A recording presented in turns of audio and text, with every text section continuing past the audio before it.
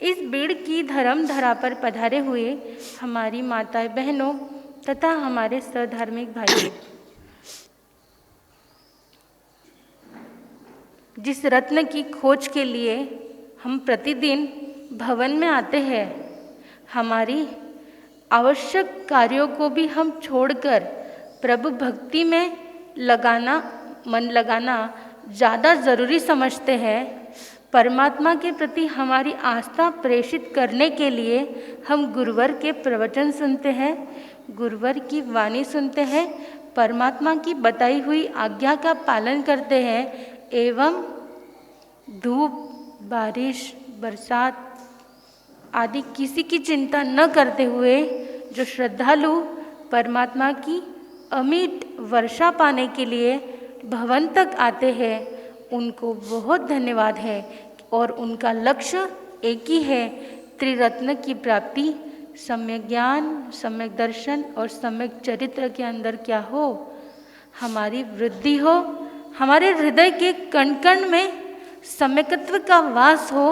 उस परमात्मा के बताए हुए मार्ग का हम सब अनुसरण करें, परमात्मा की आज्ञा का पालन करें और एक दिन ऐसा वह धन्य हो, मेरे भी अहोभाग्य हो कि परमात्मा के श्रेणी में मेरा भी नाम क्या हो जाए, दर्ज हो जाए। बस इसी छोटे से उद्देश्य से हम क्या करते हैं, परमात्मा को याद करते हैं और उनके दिव्य गुणों का अनुसरण करते हैं। बंधुओं, सम्यक दर्शन की चर्चा चलते चलते आज क्या हो गया, आखिरी लक्षण आ ही गया, जिसका नाम है आस्था, आस्तिक्य, अर्थात हमारे हृदय की गहराई में बसी हुई हमारी आत्मा के अहोभाव परमात्मा के प्रति प्रेषित करना, अर्थात आस्था। परंतु कल कुछ कारणवश हमारा एक विषय का उदाहरण रह गया, तो आज समय रहते हम आज उसे क्या करेंगे, पूर्ण करेंगे। परमात्मा ने 5 लक्षण बताए हैं, शम, संवेग, निर्वेग, अनुकंपा और आस्था। अनुकंपा अर्थात किसी संत के चेहरे पर आप एक अत्यंत वेदनाएं होने के पश्चात भी अगर चेहरे पे मृदु हंसी देखते हो, तपस्या होने पर भी चेहरे पर प्रसन्नता के भाव देखते हो, किसी के शरीर में वेदनाएं होने के पश्चात भी उसकी आंखों में करुणा देखते हो, तो समझना कि उनका कौन सा लक्षण चल रहा है, अनुकंपा। बंधुओं, अनुकंपा के ऐसे तो हमारे इतिहास में बड़े उदाहरण आते हैं, परंतु एक उदाहरण जो मेरे हृदय के काफ़ी निकट है, वो उदाहरण आपके सामने क्या कर रही हूँ, बता रही हूँ। बंधुओं, एक बार की घटना है, एक मुनि जिनका आज मासकमन का क्या है, पारना है, और अपने मासकमन के पारने के लिए अपने गुरु की आज्ञा लेकर कहाँ जाते हैं, गोश्री लाने जाते हैं। नीचे निगाह है, चेहरे पर अनुकंपा के भाव है और हृदय में पारना मिले ऐसी क्या है, आशा है कि मेरी तप की जो साधना है वो नदी के भांति मंद मध्य गति से क्या रहे, चलती रहे, मिले या न मिले उसमें कोई वो नहीं, परंतु जो साधना जो मैंने पकड़ी है, जो मैं साधना का जो आराधना कर रहा हूँ, मैं जो तपस्या कर रहा हूँ, वो आराम से क्या हो जाए, जब तक मेरे श्वासोच्छ्वास है तब तक मेरी साधना चले। इस उद्देश्य से गुरु की आज्ञा लेकर एक मुनि जिनकी काया कैसी हो गई है, कृश काया हो गई है, परंतु चेहरा दमकता है, जिनकी विशाल करुणा, चेहरे पर गंभीरता और प्रशांत जिनके क्या है, आत्मा के पुद्गल है, ऐसे मुनि जिनका नाम इतिहास में बताया गया है, ऐसे मुनि है धर्मरुचि अनगार। हमने कई बार उनके बारे में सुना है, परंतु बंधुओं, बार बार ऐसे उदाहरण को हमारे हृदय में हमारे कानों द्वारा अगर सुने जाते हैं, तो जब कभी भी ऐसा अगर विकट प्रसंग आ जाए तो ऐसे उदाहरण हमें क्या करते हैं, आगे बढ़ने की प्रेरणा देते हैं क्या करोगे ऐसे उदाहरणों को जो जीवन में मोटिवेशन भी नहीं करते हैं, परंतु हमारे इतिहास में ऐसे ऐसी महान हस्तियां हैं कि हमारे जीवन की नैया जब डोलने लगे तब वो क्या कर देते हैं, उसे किनारे पर लगा देते हैं। ऐसे महान महान इतिहास के महान पुरुष जिसमें किसका नाम आता है, धर्म रुचि अंगार का। बंधुओं, एक बहन ने आहार तो बेरा दिया, गुरुदेव के पास आए और गुरुदेव से कहने लगे कि गुरुदेव, दीर्घ तपस्या के पारने में ये शाक मिला है, सब्जी मिली है। तो गुरुदेव कहते इतनी सब्जी?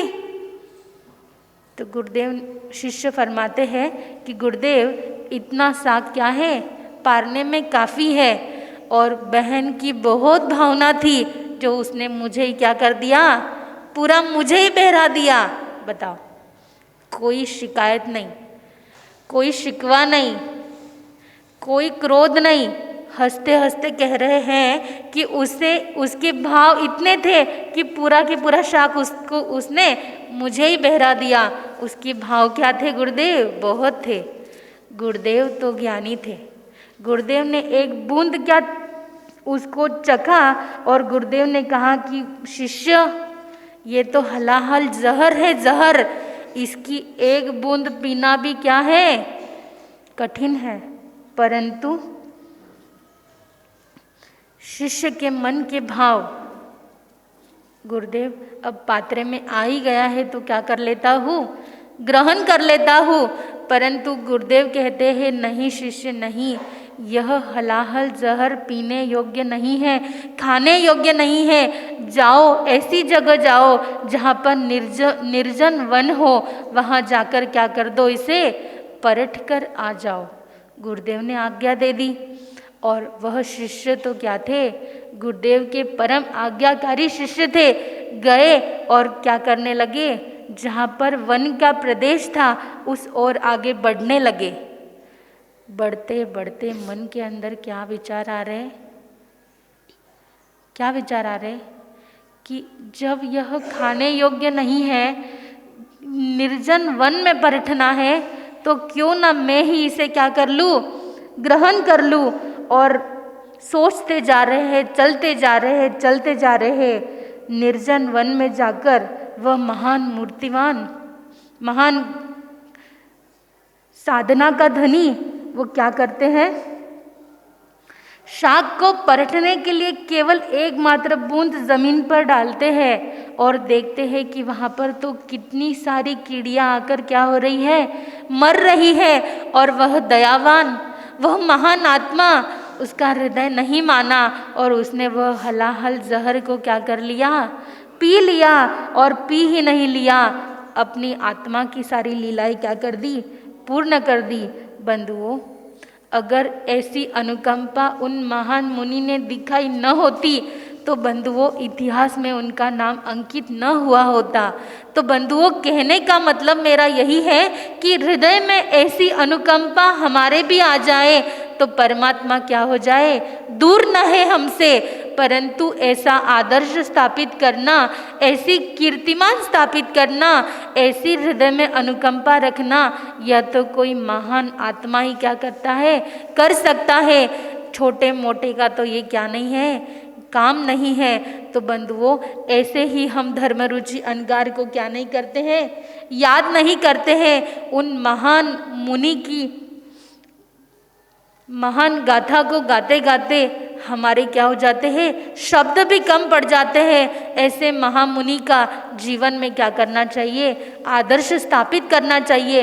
ऐसे गुरुदेव को याद करना चाहिए, याद ही नहीं करना चाहिए, उनके गुणों का गुणगान करना चाहिए, जिससे हमारा सम्यक दर्शन क्या हो जाएगा और दृढ़ हो जाएगा। अगला हमारा लक्षण आता है आस्था, शम, संवेग, निर्वेग, अनुकंपा और आस्था। आस्था यह ऐसा लक्षण है कि जो भी इसको अपने हृदय में अंगीकार करता है उसका सम्यक दर्शन निश्चित हो जाता है। सम्यक दर्शन वो पा जाता है। जहाँ पर मिथ्या दृष्टि हो वहाँ पे सम्यक दृष्टि क्या नहीं हो सकती है, टिक नहीं सकती है। सम्यक दृष्टि तो किसी महान मुनि का संयोग या महान मुनि की अगर हम धर्म प्रभावना सुनते हैं, उनके प्रवचन सुनते हैं, तभी जाके क्या होता है, सम्यक दर्शन प्राप्त होता है। मिथ्या दृष्टि के हृदय में सम्यक दर्शन का क्या नहीं हो सकता, वास नहीं हो सकता। और आस्था, परमात्मा के प्रति हमारी दृढ़ श्रद्धा, भगवान को मानने वाला और भगवान की मानने वाला सच्चा क्या है, आस्तिक है, आस्थावान है। सम्यक दर्शन की उपलब्धि और विचारधाराओं को बदलने के लिए आस्था इस लक्षण की अत्यधिक क्या है, आवश्यकता है। जिस तरह वियोग रस में कहा है, अखियाँ हरि दर्शन की प्यासी, अखियाँ हरि दर्शन की प्यासी, देख नयन में आवत मोहे, काहे ये उदासी, अखियाँ हरि दर्शन की प्यासी, देखत चाहत कमल नयन को, देखत चाहत कमल नयन को, निस दिन रहत उदासी, अखियाँ हरि दर्शन की प्यासी। परमात्मा के प्रति अगर हमारी सच्ची आस्था है, पक्का अगर विश्वास है, तो एक भक्त के हृदय से अश्रु बह निकलते हैं कि परमात्मा अब बहुत हो गई आपकी ये लीला, मुझे अब आपके क्या हो जाए, दर्शन हो जाए। तो दर्शन की आस, दर्शन की प्यास, ये कौन सा लक्षण दिखाता है, आस्था।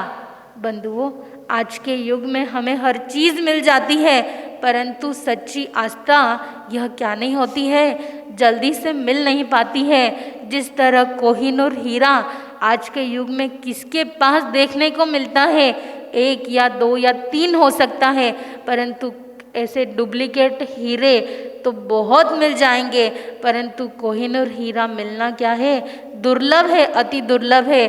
उसी कोहिनूर हीरे के भांति हमारे हृदय में सच्ची आस्था, मतलब 100 टन सोना मिलना क्या है, दुर्लभ है। बंधुओं, ऐसी आस्था अगर हमारे हृदय में आ जाए तो हमारा सम्यक दर्शन क्या हो जाए, दृढ़ हो जाए। एक उदाहरण याद आ रहा है, एक बार एक आस्तिक और एक नास्तिक आपस में बात कर रहे थे। आस्तिक कह रहा था कि परमात्मा कितना दयालु है, उसको मेरी कितनी परवाह है, हर बार मेरी सहायता करता है, हर बार मेरी मदद करता है। और नास्तिक कहता है, कैसी बातें कर रहा है, मुझे देख, मैं तो कुछ भगवान का नाम नहीं लेता हूँ, कुछ नहीं करता हूँ, फिर भी मैं क्या हूँ, बहुत खुश हूँ, मैं बहुत मज़े से अपनी ज़िंदगी बिता रहा हूँ। तो आस्तिक कहता है, भाई ऐसी बात नहीं है, परमात्मा बहुत दयालु है और उसकी कृपा मुझ पर ही क्या है, अधिक बरसती है। कुछ दिन बीत गए और आस्तिक जो व्यक्ति था उसके शरीर में कुछ वेदनाएं होने लगी। नास्तिक को तो बहाना मिल गया, देखा तू तो बड़ी हाँक रहा था, बड़ा ही बोल रहा था कि परमात्मा बड़ा दयालु है, और ये क्या, तेरे शरीर में ये वेदनाएं, ये फुंसी, ये फोड़े कितना तुझे तकलीफ दे रहे हैं। आस्तिक फिर भी कहता है, परमात्मा क्या है, दयालु है, उसकी कृपा मुझ पर है। जब कभी सुख में होता हूँ तो परमात्मा को भज सकता हूँ, नहीं, परमात्मा ने छोटी मोटी तकलीफ दी है कि बार बार मैं उसे क्या करता रहूँ, याद करता रहूँ, उसे दोहराता रहूँ, उसके भजन गाता रहूँ। कुछ दिन बीते और आस्तिक के जबान पर क्या हो गए, छाले हो गए। तो नास्तिक कहता है, देखा इतना तुझे समझा रहा हूँ फिर भी तू समझ नहीं रहा है, मैं देख मौज मजा मस्ती कर रहा हूँ फिर भी मैं खुश हूँ, और तू देख परमात्मा का भजन कर रहा है फिर भी तुझे क्या है, दुख है, वेदनाएं हो रही है। तब आस्तिक कहता है कि परमात्मा की भक्ति जबान से क्या करूँ, आत्मा से करनी है, इसके लिए जबान पर क्या हो गई है, वेदनाएं हो गई है। कुछ दिन के बाद आंखों पे वेदनाएं हो गई, और कुछ दिन के बाद में तो ऐसा हो गया कि वो जाने की नौबत पे आ गया। तो नास्तिक कहता है, देखा मैंने तुझे कहा था कि तू छोड़ दे ये भक्ति, मजा मस्ती कर, तेरी जिंदगी भी ऐसे बीतती मस्ती से। पर वो कहता है, अरे भाई तुझे नहीं पता परमात्मा मुझे अपने क्या बुला रहा है, पास बुला रहा है। परमात्मा इतना दयालु है कि उसकी दृष्टि मेरे पर और मेरी दृष्टि उस पर टिकी हुई है। इसलिए हमारे संत महात्मा कहते हैं, अखियाँ हरि दर्शन को प्यासी, अखियाँ हरि दर्शन को प्यासी, निश दिन मोहे होत उदासी, निश दिन मोहे होत उदासी, अखियाँ हरि दर्शन को प्यासी। बंधुओं, एक दिन तो वो दुनिया से चला गया, परंतु जाते जाते उस नास्तिक मनुष्य के चेहरे पर एक छाप छोड़ के गया कि कितनी इसकी आस्था थी। जाते जाते भी क्या कह के गया कि परमात्मा कितना दयालु है। तो बंधुओं, अगर हमने हमारा रास्ता नहीं छोड़ा तो जो भटकने वाला है वो भी हमारे रास्ते पे हमारे साथ निकल जाता है। परंतु अगर हमने आस्था की डोर अगर छोड़ दी तो हमारा डूबना क्या है, निश्चित है। परमात्मा के प्रति विश्वास जरूरी है, और परमात्मा कहते हैं कि विश्वास के साथ में तुम्हारा पुरुषार्थ भी जरूरी है। तुम मेरे भरोसे रहोगे और मैं तुम्हारे भरोसे रहूंगी तो नैया क्या हो जाएगी, डूब जाएगी। मेरे भरोसे मत रहो, कार्य करते रहो और साथ में पुरुषार्थ भी जारी रखो, तो परमात्मा अवश्य हमें मिलेंगे। परमात्मा मिलेंगे इसका क्या, इसका प्रमाण है क्या है, ये इसका हम कैसे वो कर ले कि हमें एक दिन परमात्मा मिल जाएगा। बंधुओं, प्रमाण यह है कि रामकृष्ण परमहंस जो विवेकानंद जी के गुरु थे, केवल अपने शिष्य को शिष्यनाद नहीं रखा, उन्होंने अपने शिष्य को क्या बना दिया, जगत का गुरु बना दिया। गुरु अपने शिष्य को केवल शिष्य तक ही नहीं रखते हैं, उसे क्या बना देते हैं, जगत का गुरु बना देते हैं। वशिष्ठ जी ने क्या किया, श्री राम को जगत का गुरु बना दिया। संदीपान ऋषि ने क्या किया, श्री कृष्ण को जगत का गुरु बना दिया। और ऐसे गुरु का अगर हम शरण लेंगे तो हमारी भी क्या हो जाएगी, नैया पार हो जाएगी। और तो और उदाहरण क्या दूँ आपको, गौतम स्वामी और महावीर स्वामी। महावीर स्वामी ने गौतम स्वामी को क्या बना दिया, जगत का गुरु बना दिया। आज सुबह शाम हम क्या करते हैं, उनका गुणगान करते हैं। परमात्मा के पहले हम भक्त का गुणगान करते हैं, इसलिए हम रोज क्या करते हैं, अंगूष्टे अमृत बसे लब्धि तना भंडार। अर्थात गुरु केवल गुरु ही नहीं रहते हैं, वो गुरु को, शिष्य को क्या बना देते हैं, जगत गुरु बना देते हैं। परंतु ये शंका या आकांक्षा, ये बार बार आने वाली हमारी मिथ्या दृष्टि है, ये सम्यक दृष्टि को क्या नहीं कर सकती है, हृदय में टिका नहीं सकती है। अगर हृदय में अगर सम्यक दृष्टि टिकानी है तो मिथ्या दृष्टि को क्या करना पड़ेगा, बाहर निकालना पड़ेगा, तब जाके संभव है। नहीं तो क्या हो जाएगा, नैया डूब जाएगी। और नैया डूबने से पूर्व अगर हमने सच्चे गुरु का, अच्छे गुरु का, और जो हमें पुरुषार्थ की राह दिखाते ऐसे महान गुरु का अगर हमने संगति कर ली, उनके सानिध्य में आ गए, तो पक्का आपकी नैया क्या हो जाएगी, पार हो जाएगी। पर उसके लिए क्या जरूरी है, आस्था जरूरी है। सम्यक दर्शन का आखिरी लक्षण जो इतना सुंदर है और उसकी चर्चा तो इतनी करो फिर भी क्या है, कम है। परंतु बंधुओं, कभी अगर दुख आ जाए उस भक्त की तरह, अगर शरीर में रोग राजी आ जाए, परंतु क्या कहना है, बार बार उस भक्त की तरह यही कहना है कि मेरा परमात्मा तो क्या है, बड़ा दयालु है, उसकी नज़र मुझ पर है और मेरी नज़र किस पर है, उस पर है, और वो मुझे डूबने नहीं देता। ऐसा अगर हमने विचार किया, बार बार अगर चिंतन किया, चिंतन के साथ में पुरुषार्थ किया, तो बंधुओं हमारी भी नौका क्या हो जाएगी, उस परमात्मा की तरह हमारी भी नौका पार हो जाएगी, वो हमें डूबने नहीं देगा। इतना कहकर अपने शब्दों को विराम देती हूँ। बोल भगवान महावीर स्वामी की।